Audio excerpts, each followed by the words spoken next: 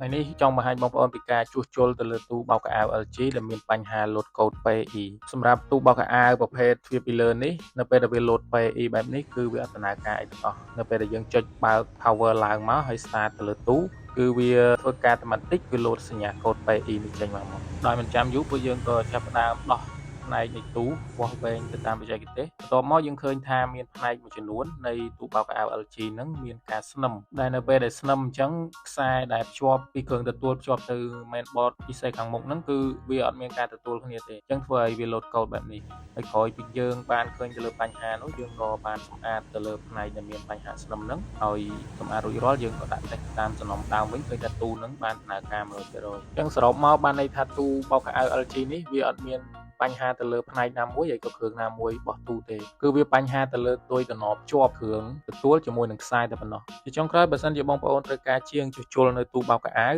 ឬមួយក៏លាងសម្អាតទូបោករបស់បងប្អូនអាចតាក់ទងមកយើងបាន